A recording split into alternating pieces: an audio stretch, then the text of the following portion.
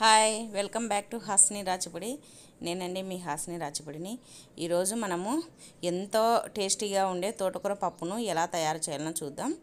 దీనికి కావాల్సిన పదార్థాలు ఏందో ఇప్పుడు చూద్దాం. తోటకూర పప్పుకు కావాల్సిన పదార్థాలు: కందిపప్పు 1 గ్లాసు, ఉల్లిగడ్డ 1, టమాటాస్ 3, చింతపండు కొద్దిగా, చిన్న నిమ్మకాయ సైజ్ అంతా, తోటకూర 1 కప్పు, నేను 2 కట్టలు తీసుకున్నాను. తోటకూర చిన్నవి 2 కట్టలు, కొద్దిగా కొత్తిమీర, కొద్దిగా కరివేపాకు, పసుపు 1 టేబుల్ స్పూన్, పచ్చిమిరపకాయలు 20. ముందుగా కుక్కర్ తీసుకోవాలి. దాంట్లో 1 గ్లాసు కందిపప్పును వేసుకోవాలి. కందిపప్పును వేసుకొని వాటర్ పోసుకొని ఇవి బాగా శుభ్రంగా కడుక్కోవాలి. ఈ కందిపప్పును ఇప్పుడు ఇది కందిపప్పును కడిగి పెట్టుకున్నా. దీంట్లో 1 గ్లాసు కందిపప్పు వేసాను కదా, 3 గ్లాసుల వాటర్ పోస్తున్నా.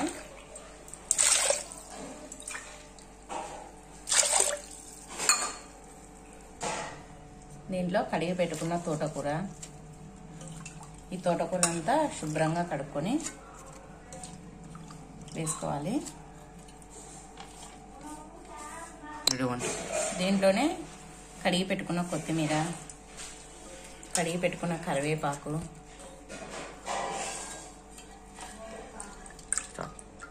చింతపండు,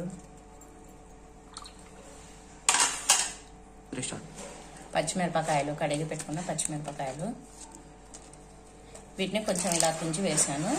ఇలా తుంచితే తొందరగా మెదిగిపోతాయి. మనం పప్పు ఎన్నుకునేటప్పుడు బాగా మెదుగుతాయి. 1 టేబుల్ స్పూన్ పసుపు, తర్వాత ఈ ఉల్లిపాయను ఇలా కట్ చేసి వేసుకోవాలి.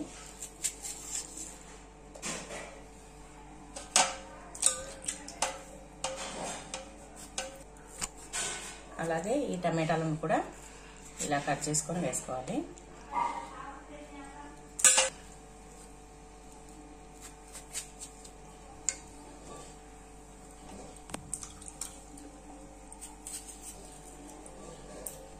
ఇప్పుడు అన్నీ వేసుకున్నాం కదా, ఈ పప్పులో ఇవన్నీ ఒకసారి పసుపు అన్నీ కలిసేటట్టు ఒకసారి కలుపుకొని స్టవ్ పైన పెట్టేసుకున్నాము. తర్వాత తాలింపుకి ఏమేమి వేసుకోవాలో మళ్ళీ చూపిస్తాను. స్టవ్ వెలిగించుకొని కుక్కర్ పెట్టేసుకున్నాము.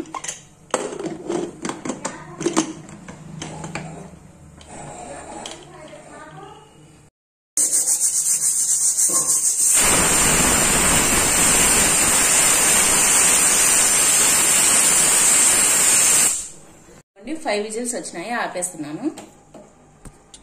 ఇప్పుడు పప్పు ఉడికిపోయింది కదా, తోటకూర పప్పుకు తాలింపు వేసుకోవాలి. దానికి కావాల్సిన పదార్థాలు: తాలింపుకు ఉల్లిగడ్డలు చిన్న ఉల్లిగడ్డ తీసుకొని చిన్నగా తరుక్కున్న పొడుగ్గా, 5 వెల్లుల్లిపాయలు, కొంచెం కరివేపాకు, 3 ఒట్టిమిరపకాయలు, జీలకర్ర, ఆవాలు. ఇదిగోండి పొగరు వేయి, మూత తెచ్చుద్దాం.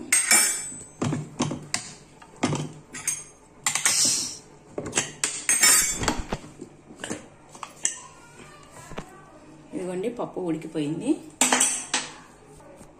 ఇప్పుడు దీంట్లో తగినంత ఉప్పు వేసుకొని పప్పు ఎనుపుకున్నాము.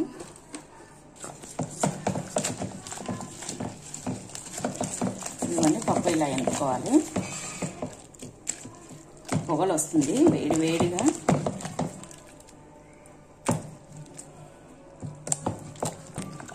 ఇదిగోండి ఇలా పప్పు వెనుపుకోవాలి.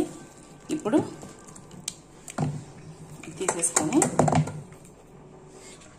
ఇప్పుడు పప్పుకు తాలింపు పెట్టుకున్నాము. స్టవ్ పైన కడాయి పెట్టుకొని ఆయిల్ పోసుకోవాలి.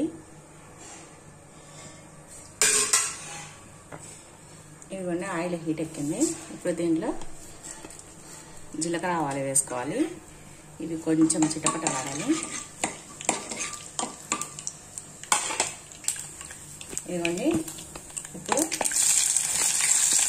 ఉల్లిగడ్డలు, వెల్లుల్లిపాయ వేసుకొని ఒకసారి కలుపుకోవాలి.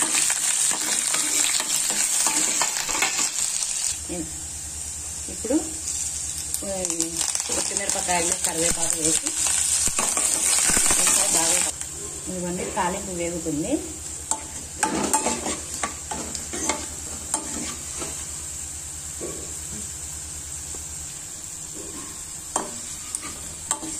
ఇవన్నీ తాలింపు వేగిపోయింది. దీంట్లో మనం ముందుగా ఉడకబెట్టి పెట్టుకున్న పప్పును వేసుకున్నాం.